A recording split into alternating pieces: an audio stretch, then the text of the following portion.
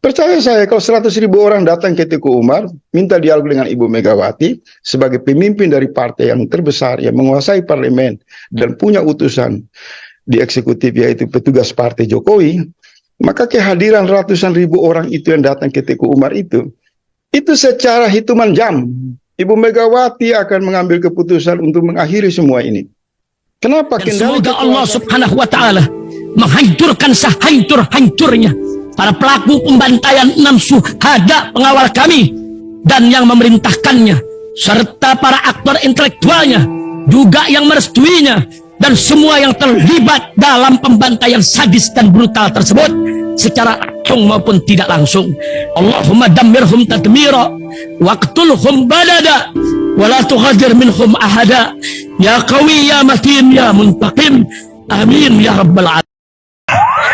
Allahu Akbar, Allahu Akbar. Baju koko Habaib putih present Al-Godi.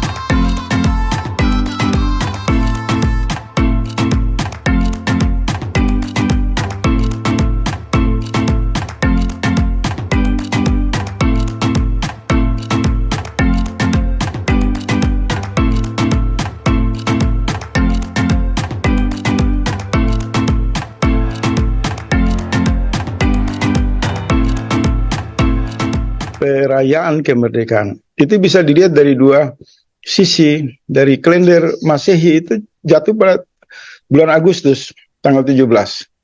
Tapi kalau dari kalender Islam kan kemerdekaan itu jatuh pada 9 Ramadan. Dari sini sebenarnya orang lupa.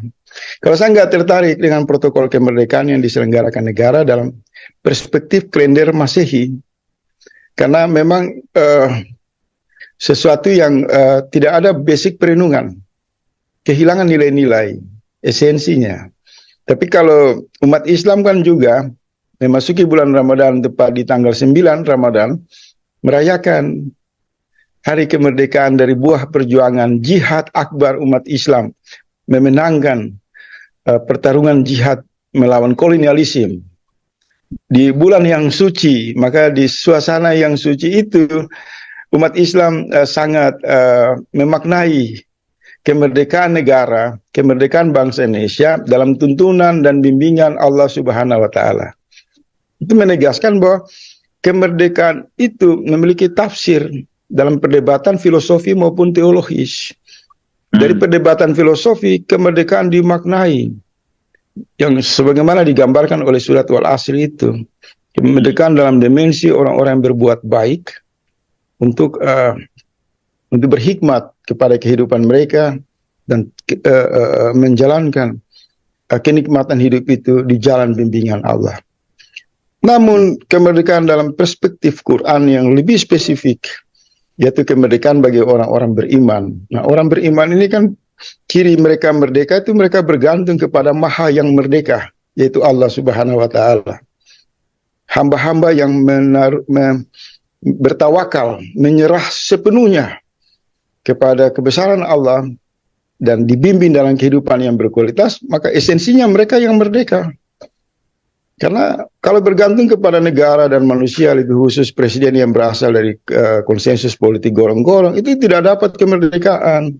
Basis perlindungan histori dikotori. Satu pemimpin nasional yang lahir dari praktek politik transaksional, demokrasi tipu-tipu, menghasilkan kekuasaan yang memandu manusia, kemudian orang berhikmat pada dia, atau menunggu pidato-pidato dia dalam pemaknaan kemerdekaan, maka semua omong kosong, tidak akan dapat kemerdekaan. Itu justru satu rantai perbudakan yang saling mengikat dalam kepentingan hedonisme dan materialisme. Tetapi dalam dimensi Islam, penegasan merdeka itu adalah orang yang bertauhid, bersaksi bahwa tiada Tuhan selain Allah. Dan Rasulullah Sallallahu Alaihi Wasallam adalah pemimpinnya, utusannya, utusan dari Allah. Dan Allah menegaskan manusia yang diciptakan itu berada pada posisi kepemimpinan, khilafah. Dan dasar kecintaan Allah kepada manusia, maka Allah menyerahkan seluruh alam semesta yang sangat luas ini kepada hambanya. Dan untuk mereka mendapatkan kenikmatan hidup, kualitas hidup, konsolidasi pikiran dan keimanan yang sangat-sangat hakikat, maka mereka dipandu oleh satu sosok pemimpin yang sempurna, yaitu baginda Rasul. Mereka yang dipandu oleh Rasul adalah pribadi-pribadi yang mendapatkan kenikmatan kemerdekaan. Sementara mereka yang dipandu oleh tafsir kepentingan kekuasaan negara, hari demi hari ini kan kita lihat, mereka terjebak dalam praktek perbudakan, tersisihkan oleh rasa ketidakadilan, hilang harapan, tidak ada pertolongan, dan setiap kali mereka bergantung pertolongan kepada para politisi di eksekutif maupun di parlemen, tidak pernah mereka dapatkan hak-hak mereka sebagai warga negara yang merdeka. Nah, ini tentu dua sisi yang berbeda ini memberikan satu perenungan bagi kita semua. Tinggal bagaimana kita mau memilih. Apakah kemerdekaan Indonesia dimaknai dalam bangunan tauhid karena terhubung dalam historical 9 Ramadan, atau dimaknai dalam perjalanan agenda kalender Masehi 17 Agustus, di mana ketika kita bicara tentang Masehi, maka kita masuk ke satu sampah daur ulang. Di sana tumpukan sampah-sampah sekularisme dan liberal mempamerkan materialisme secara norak dan memalukan. Tidak ada nilai-nilai kemanusiaan dalam solidaritas, keadilan. Maka sebenarnya di awal kemerdekaan itu Allah sudah memberi jalan bagi umat Islam. Umat Islam punya basis perenungan pemaknaan kemerdekaan pada 9 Ramadan. Nah, ini kalau dipakai oleh kawan-kawan pejuang jihad politik untuk menjadikan 9 Ramadan ini sebagai satu ruang konsolidasi bernegara, bisa menjadi pintu masuk penyebar luasan kesadaran syariat Islam dalam praktek bernegara.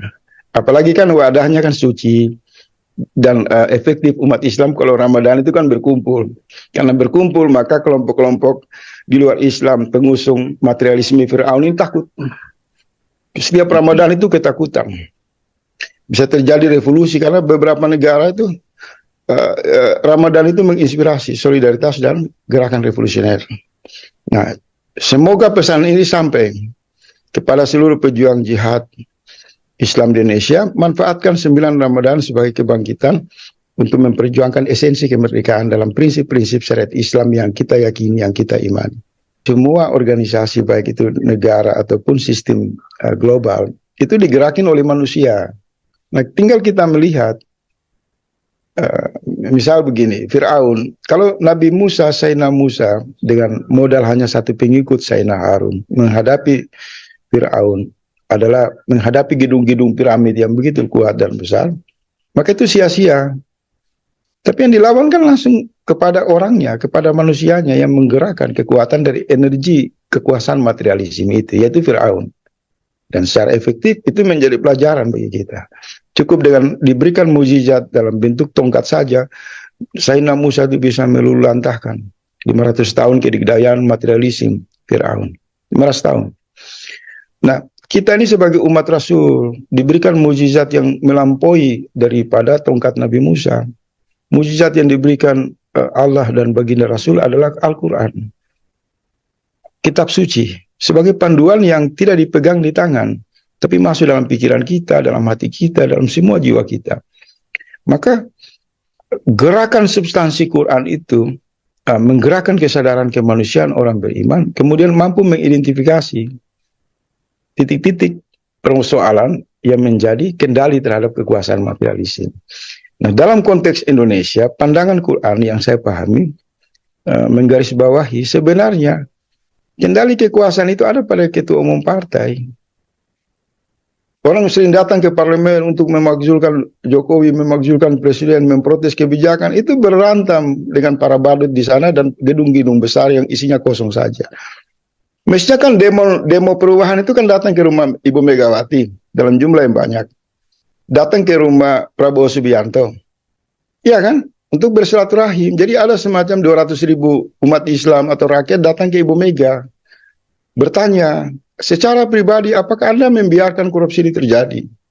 Mengapa Anda tidak bersama rakyat untuk mengubah presidensial threshold yang membuat demokrasi ini menjadi tidak adil? Mengapa Anda diam soal utang luar negeri yang menumpuk? Mengapa Anda membiarkan sumber-sumber kekayaan alam kita dirampok? Itu akan efektif. Percaya saya, kalau 100.000 orang datang ke Teguh Umar, minta dialog dengan Ibu Megawati sebagai pemimpin dari partai yang terbesar, yang menguasai parlemen, dan punya utusan di eksekutif, yaitu petugas partai Jokowi, maka kehadiran ratusan ribu orang itu yang datang ke Teguh Umar itu secara hitungan jam, Ibu Megawati akan mengambil keputusan untuk mengakhiri semua ini. Kenapa? Kendali kekuasaan itu di tangan manusia. Nah, di dalam organisasi negara, dikendalikan oleh organisasi partai politik. Pertanyaannya, siapa yang mengendalikan organisasi partai politik yang terbesar? Misal, yaitu satu orang saja, namanya Ibu Megawati. Jadi, saya mempelajari bagaimana para nabi itu tidak pernah berhadapan dengan gedung-gedung, kekuatan penampilan infrastruktur materialisme apapun. Tapi mereka bertemu antara manusia dengan manusia. Mereka berhadapan, misal Nabi Ibrahim langsung dengan Namrud. Nabi Musa berhadapan langsung dengan Firaun. Manusia dengan manusia. Karena dari manusia itulah lahir dua poros. Yang satu lahir poros kebaikan, yang satu lahir poros kegelapan, kejahatan. Jadi saran saya melalui forum ini kepada Pak Amin Rais dan seluruh para pejuang tauhid di Indonesia, sudah saatnya menggunakan pendekatan efisiensi, gerak substansial, kemampuan mengidentifikasi masalah secara sederhana sehingga tidak terkotak-kotak. Nah, kalau untuk menghentikan semua proses ketidakadilan yang terjadi hari ini baik di parlemen maupun eksekutif yang kebetulan adalah dikuasai oleh PDIP dan secara ansik PDIP dikuasai oleh Ibu Megawati, maka saya berdoa mungkin 10.000 orang, 20.000 orang datang mengetuk pintu Ibu Mega, minta berdialog secara damai. Tolonglah di akhir usia Anda ini, Anda berpihaklah kepada suara rakyat. Karena tanda tangan Anda berlaku. Anda perintahkan Ketua DPR untuk segera memanggil Presiden, meminta pertanggungjawaban soal utang luar negeri. Anda gunakan seluruh kader-kader Anda untuk kembali ke jalan prinsip kemerdekaan yang menjadi cita-cita bersama seluruh bangsa. Tapi kalau datang di gedung-gedung, di depan istana, itu dipermalukan. Dihadapkan dengan tentara, dengan polisi. Yang sebenarnya diadu domba. Sementara tentara, polisi teman kita, saudara sebangsa yang juga hidup di bawah penindasan. Gajinya pas-pasan. Mereka juga nggak mau berbenturan dengan rakyat. Nah, pandangan seperti inilah yang hilang dari kemampuan memetakan situasi. Jadi modal kajiannya banyak, jaringannya luas, panduan keagamaannya bagus. Tapi dalam penglihatan ontologis dari sudut pandang tauhid, basis-basis perenungan yang saya lihat pada teman-teman pergerakan itu masih kabur. Kenapa? Mereka tidak akan bisa melihat realitas sosial, realitas kehidupan manusia secara komprehensif dan holistik, apalagi masuk kepada dimensi substansi, bila tidak meletakkan panduan sejarah yang diajarkan oleh Quran sebagai petunjuk, sebagai bimbingan. Jadi sejarah-sejarah di masa lalu itu adalah semacam panduan yang Allah berikan dalam rangka memberikan jalan, pilihan-pilihan yang ideal bagi umat Islam dari waktu ke waktu untuk memenangkan apa yang diinginkan secara baik menurut ajaran Islam. Kira-kira seperti itu. Jadi penglihatan saya dari sudut pandang kasar politik, masalah negara ini ada di beberapa meja ketua umum partai. Baik. Bukan di gedung DPR, bukan di presiden, tapi pada ketua umum partai, dan jumlahnya nggak banyak.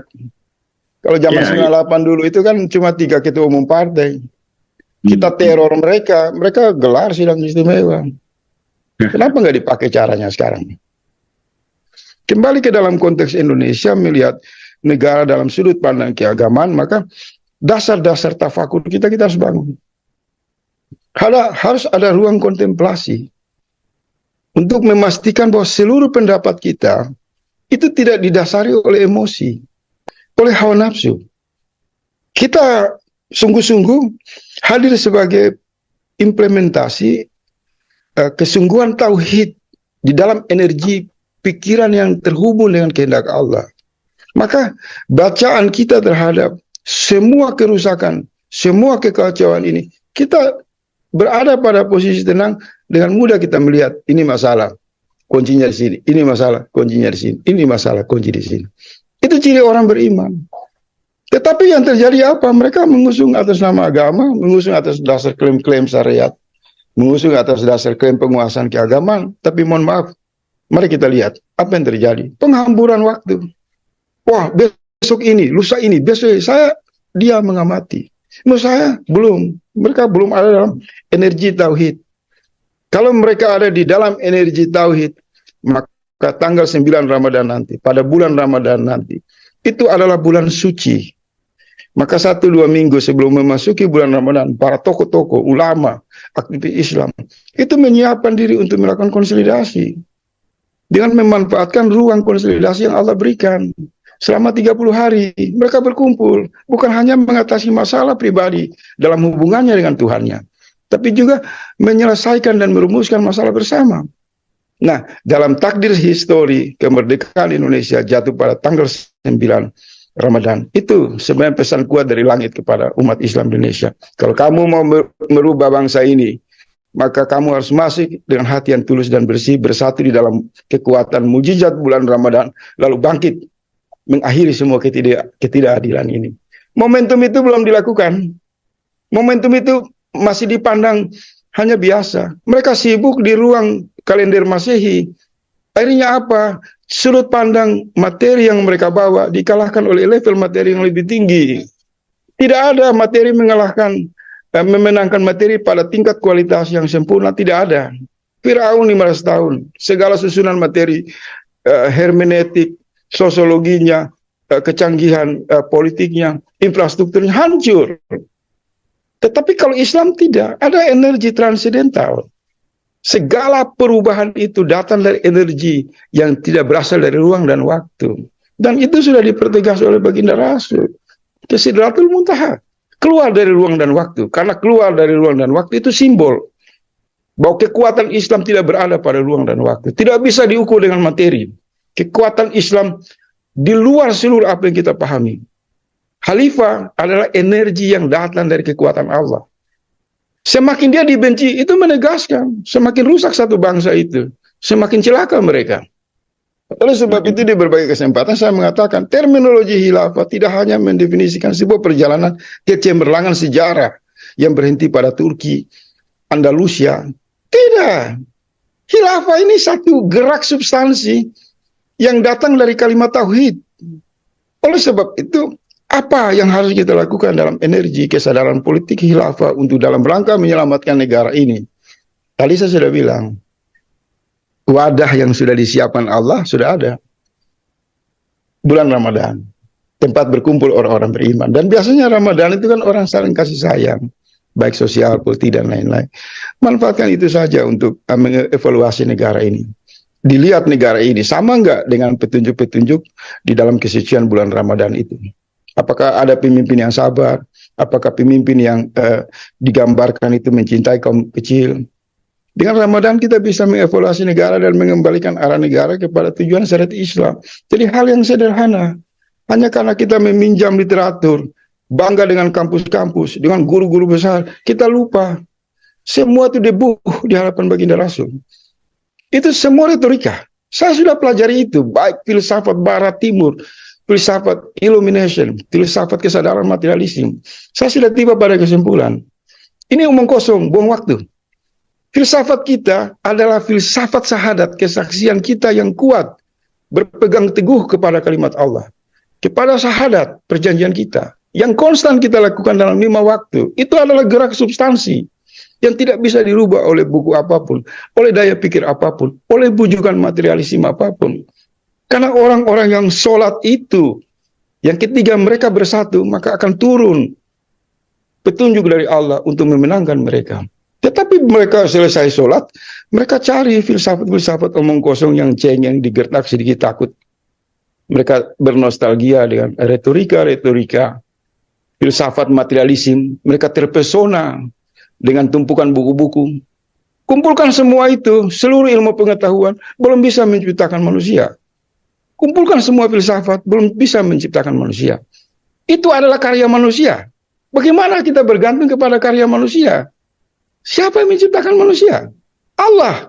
Maka kembali bergantung kepada Allah yang menciptakan manusia. Bukan bergantung kepada karya-karya pemikiran yang dibanggakan atas dasar retorika di ruang-ruang kampus, di tempat-tempat diskusi, hanya untuk dalam rangka menyombongkan diri, seolah-olah mengidentifikasi kita intelektual.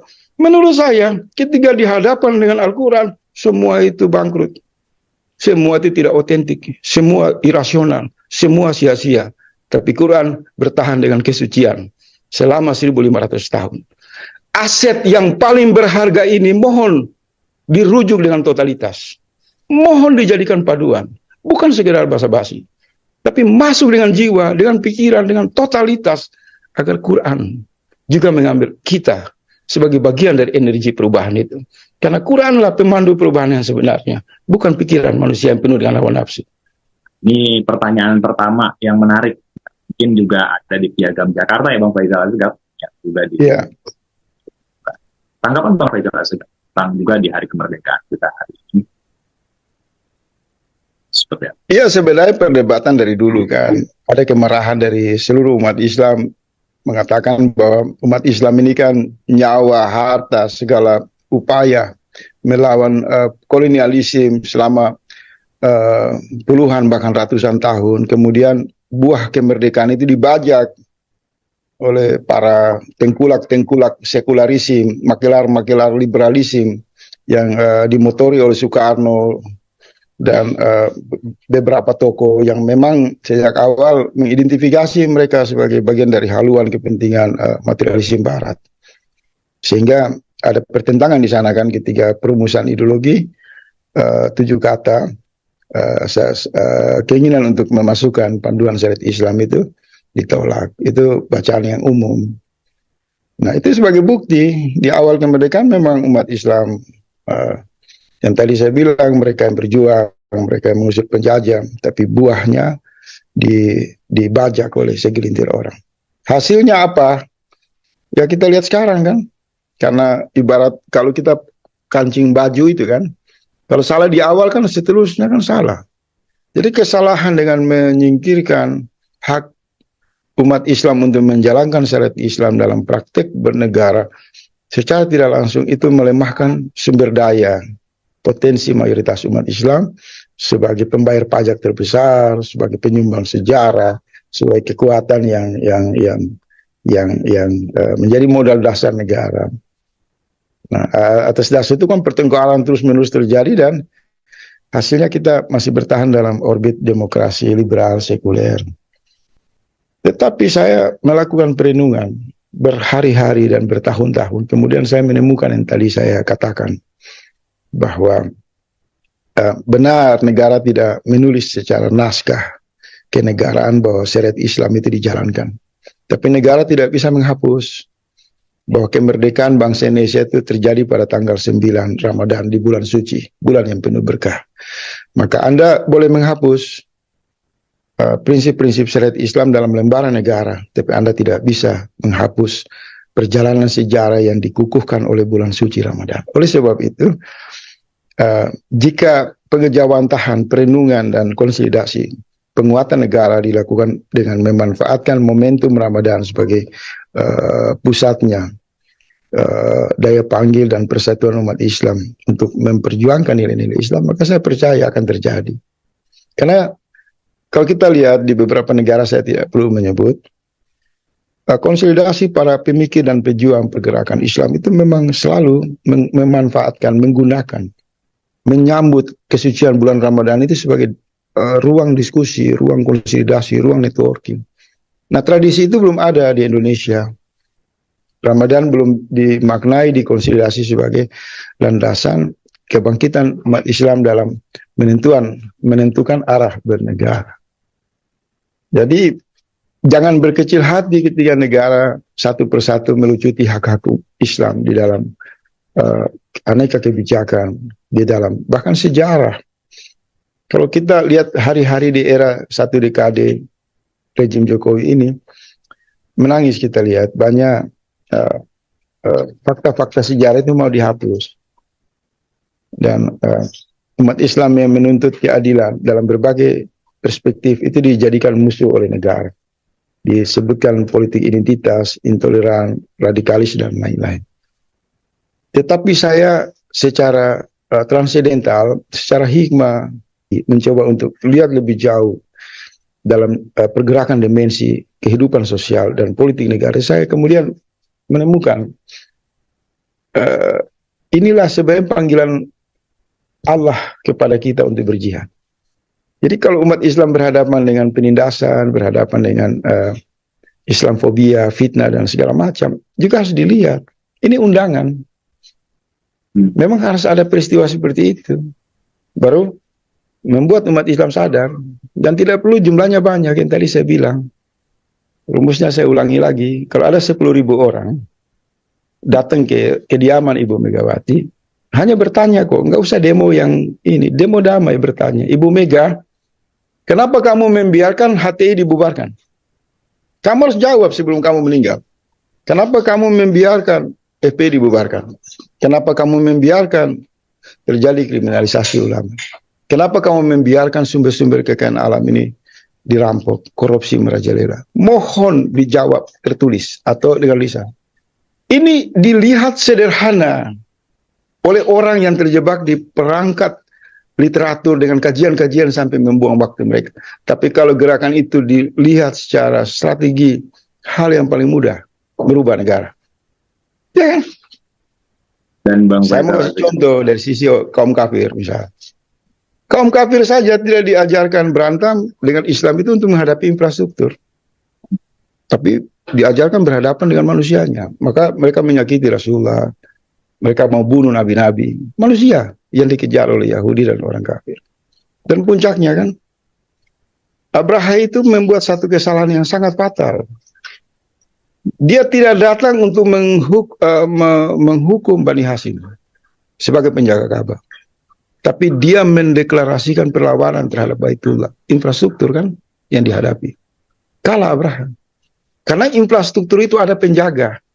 Tergantung kita melihat apakah infrastruktur itu adalah rumah ibadah yang terhubung dengan tauhid, maka penjaganya Allah.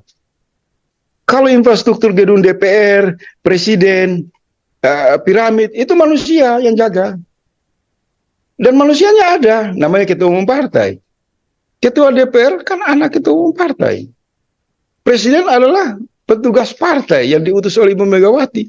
Berarti orang yang berpikir cerdas itu harus mengatakan semua masalah ini akan selesai jika mereka beramai-ramai datang ke rumah Ibu Mega untuk meminta keadilan.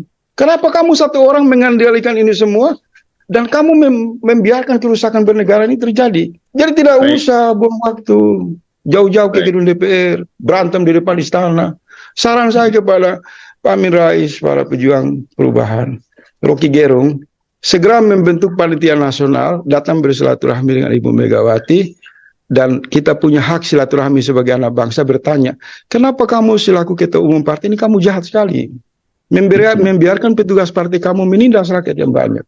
Kenapa kamu tidak memanfaatkan anak kamu sebagai ketua DPR untuk mengevaluasi presiden? Kita tunggu di depan rumah, hitungan jam. Kalau dia tidak jawab, di situ terjadi masalah yang serius. Iya. Jadi gerak substansi perubahan itu didasari oleh kemampuan kita mengidentifikasi realita dalam mengidentifikasi semua peristiwa dalam ontologis. Maka kita tanya dulu Al-Quran. Sebenarnya yang diciptakan sempurna siapa sih? Apakah pohon korma, apakah gedung, apakah air, apakah sungai, apakah bulan, matahari? Ternyata jawaban dari Allah itu adalah manusia.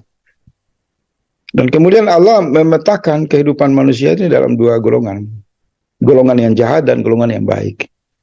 Dan kemudian dalam praktek Allah mengutus para pemimpin-pemimpin terbaik dalam kapasitas sebagai rasul, sebagai nabi, sebagai ulama, sebagai pembawa hikmah. Kemudian atas petunjuk pemetaan Quran itu, mereka mengidentifikasi bahwa di balik gedung-gedung kekuasaan, di balik sistem apapun, ada manusia jahat di sana, bersembunyi, melakukan kendali-kendali kuasa gelapnya. Maka kemudian Allah mengirimkan Nabi Musa untuk menjelaskan itu. Ternyata Nabi Musa itu tidak datang membawa Quran, satu mujizat yang luar biasa besar. Tapi dia menemui Allah, mau mengeluh, dan Allah mengatakan, aku memanggilmu untuk menyelesaikan masalah kaum. Dan di sini bahasa yang indah yang kita Kalau saya ngomong nangis saya sebenarnya. Bagaimana keagungan Nabi Musa itu diberikan hanya tongkat sebagai simbol mukjizat kepada orang beriman yang datang dari sisi Allah. Kemudian Nabi Musa berjalan kembali ke Mesir itu menghancurkan kebesaran dari kekuasaan Firaun. Itu satu pelajaran yang tidak pernah orang merenung. Tongkat yang diberikan mukjizat kepada Sayyidina Musa saja terbukti manjur mengalahkan seluruh bangunan materialisme dengan keagungannya. Sementara Quran sebagai pusat dari induk mukjizat ini tidak masuk dalam kesadaran diri kita, tidak masuk dalam kecintaan di pikiran kita, tidak dijiwai secara sungguh-sungguh. Maka ketika ada yang mengatakan mereka beriman, mereka kaum muslim, mereka kalah, tolong dekati mereka dan ditanyakan. Bisa jadi hubungan mereka dengan Quran itu adalah hubungan dalam bentuk keraguan, sehingga mereka tidak pernah mendapatkan petunjuk. Jadi saya mau mengajak saudara-saudara sekalian, bukan datang menemui Quran itu dengan kecerdasan kita, karena kecerdasan kita tidak ada apa-apa di hadapan Quran. Bukan karena kesombongan keimanan kita, karena keimanan kita belum diuji oleh Allah. Tapi datang dengan cinta kepada baginda Rasul SAW sebagai pemilik, pembawa Quran itu, memohon supaya Quran memandu bangsa ini untuk mendapatkan kemerdekaan mereka. Bukan kemerdekaan bernegara, kemerdekaan berpikir, kemerdekaan jiwa, kemerdekaan spiritual, supaya mereka tidak dipermainkan oleh orang-orang jahat yang sombong di pusat-pusat kekuasaan kepresidenan maupun di parlemen. Jadi marilah dengan hati yang tulus, dengan penuh kerendahan di hadapan Allah. Kita ini salah semua. Kita harus mensucikan fisik kita, membasuh tangan, berwudu kita ini, datang dengan hati yang suci, masuk ke dalam gerakan substansi Quran. Bukan pada referensi-referensi apapun. Dari sana nanti Allah akan membantu kita semua rahmat. Itu yang bisa saya sampaikan. Wabillahi taufiq. Wassalamualaikum warahmatullahi wabarakatuh. Waalaikumsalam warahmatullahi wabarakatuh. Bismillahirrahmanirrahim guys. Sekarang ada babe rolen, babe roti molen. Roti ini dibuat yang pasti rasanya enak ya. Ada 3 rasa. Nih, ada pisang keju, ada tape keju, ada pisang coklat. Ini dibuat tanpa bahan pengawet dan melayani pesanan-pesanan kalian yang seputaran Jabodetabek, bisa buat nemenin ngopi, buat acara-acara boleh. Dan ini karena gue paling suka pisang keju, nih gue dulu yang nyoba nih. Nih dia tuh kayak crunchy gitu depannya tuh. No.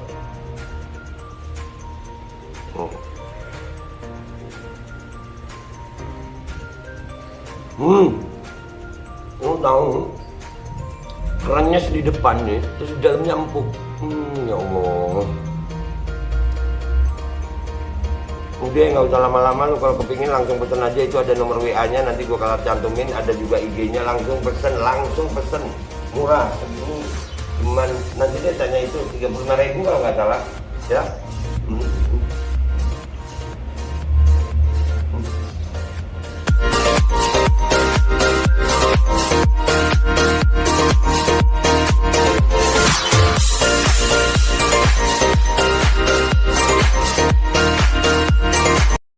Assalamualaikum warahmatullahi wabarakatuh guys. Alhamdulillah gue lagi di Jember dan gue dapat produsen Golden Pro MHA Vito. Ini guys, bahan-bahannya itu di dalamnya ada jintan hitam, ada broto wali, ada sambiloto, ada jahe, pegagan, ada madu hitam, ada propolis dan probiotik. Dan ini alhamdulillah gue udah berapa hari ya, 4 hari gue nyoba ini. Ini langsung aja guys, dia madunya madu hitam ya. Ya bukan madu bini, bukan madu hitam. Ini untuk obat dan untuk imunitas tubuh. Alhamdulillah kemarin gue badan-badan gak enak, gue pakai sehari 3 kali nih produk. Cuman ditetesin di bawah lidah kayak begini. Jangan lupa bismillah, tapi bismillah sama sholawat. Allahumma sholli ala sayyidina Muhammad dan sayyidina Muhammad.